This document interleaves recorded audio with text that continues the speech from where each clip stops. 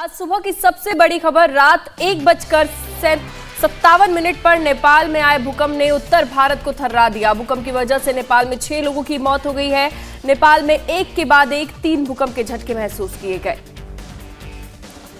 रात 1:57 पर जब लोग सो रहे थे, 6.3 तीव्रता का भूकंप आया और भूकंप का केंद्र नेपाल के मानापुर में था और जमीन से 10 किलोमीटर नीचे था। नेपाल के कुछ हिस्सों में कुछ नुकसान की खबर है। अब तक 6 लोगों की जानें गई, लेकिन पूरा उत्तर भारत इस भूकंप के झटके से हिल गया और दिल्ली एनसीआर, उत्तर प्रदेश, उत्तराखंड में के ज्यादातर हिस्सों में भूकंप के झटकों को महसूस किया गया है। मुरादाबाद की तस्वीरें इस वक्त आपके स्क्रीन पर हैं।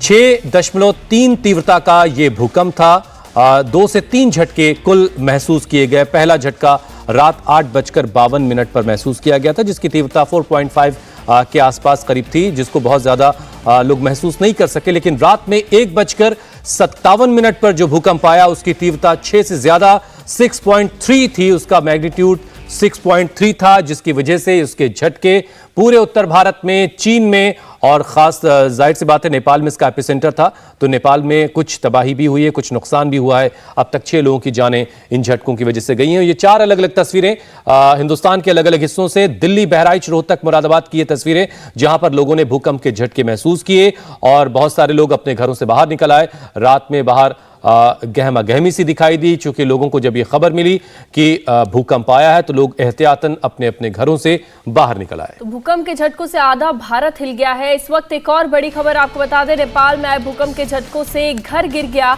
जिसमें 6 लोगों की मौत की खबर सामने आई। नेपाल के दोती जिले में भूकंप के झटकों से ये घर गिरा और नेपाल के पश्चिम में कल रात 8 बजे से देर रात तक भूकंप के 3 झटके महसूस किए गए।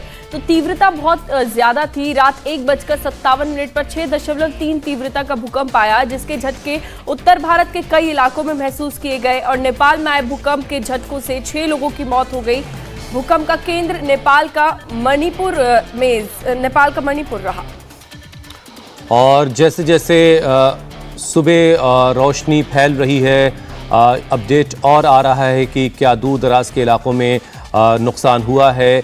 6.3 तीव्रता चूंकि रही है और नेपाल में 2015 में जो भूकंप आया तो उसके बाद से भूकंप के नाम का खौफ बहुत ज्यादा है, क्योंकि 10,000 लोगों की जानें उस वक्त गई थी। ज्योत्सना पाटनी मेरे साथ इस वक्त न्यूज रूम से जुड़ी हुई हैं। ज्योत्सना, कोई और अपडेट आपके पास नेपाल से खासतौर से? हुसैन, जानकारी ये है कि जो भूकंप के झटके नेपाल में महसूस किए गए, उसका असर बहुत दूर तक देखने को मिला, क्योंकि बहुत अंदर जमीन में एपिसेंटर नहीं था। इसलिए जो ट्रेमर्स हैं, ये जो झटके हैं, वो एक लार्जर रीजन में महसूस किए गए हैं। ये मैप के जरिए मैं आपको समझाने की कोशिश कर रही हूँ। ये जो आप रेड डॉट देख रहे हैं, ये एग्जैक्टली वो इलाका जहाँ 10 किलोमीटर अंदर जमीन में एपिसेंटर भूकंप का रहा और ये पूरा इफेक्टेड रीजन है जो आप देख रहे हैं। चंडीगढ़ छोड़ दीजिए, उत्तराखंड का ये नैनीताल, हल्द्वानी, रुद्रपुर, बरेली को टच करता हुआ ये पूरा इलाका है जहां पर भूकंप के झटके महसूस किए गए हैं। इसके अलावा अगर मैं बात करूं तो दिल्ली में भी भूकंप के झटके महसूस किए गए हैं और दिल्ली की बनावट इस तरह से है कि वो अलग अलग सेस्मिक जोन के अंदर आता है। सेस्मिक जोन का मतलब ये कि जो नीचे अर्थ में टेक्टोनिक प्लेट्स होती हैं, उनकी मूवमेंट जोन वाइज बटी होती है, जोन 1, 2, 3 और 4 और 5। और सेस्मिक जोन 4 भी अपने आप में एक खतरनाक जोन माना जाता है, लेकिन दिल्ली की बनावट ऐसी है कि दिल्ली का कुछ इलाका सेस्मिक जोन 2 के अंदर आता है, कुछ इलाका सेस्मिक जोन 3 के अंदर आता है और कुछ इलाका सेस्मिक जोन 4 के अंदर आता है। लेकिन फिर भी जब इस तरह के भूकंप महसूस किए जाते हैं तो उनके जो झटके हैं वो अलग अलग इलाकों में देखने को मिलते हैं और यही कारण है कि भूकंप के झटके दिल्ली में देखने को मिले। इसके अलावा ये आप पूरा मैप के जरिए अगर इसको समझने की कोशिश करेंगे तो इस तरफ नेपाल के ऊपर चाइना का बॉर्डर भी पड़ता है और वहां तक ये भूकंप के झटके महसूस किए गए हैं। तो आप समझ सकते हैं कि अगर नेपाल जो हाईली एक्टिव भूकंप प्रोन एरिया है और सेस्मिक जोन 4 के अंडर वो आता है, उसका कुछ ऐसा हिस्सा है जो 5 के अंडर भी आता है, तो वहां पर अगर कम भी इंटेंसिटी का भूकंप आएगा तो उसका इंपैक्ट जो होगा वो डिजास्टरस होगा। और यही कारण है कि जब यहां पर 5 की तीव्रता का भूकंप महसूस किया जाता है तो भी उसका जो इंपैक्ट है वो डिजास्टरस देखने को मिलता है। ज्योत्सना, जिस तरीके से नेपाल में हादसा हुआ, 6 लोगों की मौत हुई, ऐसे में एमपी के सतना से भी एक दर्दनाक तस्वीर सामने आई भूकंप के बाद हादसे की।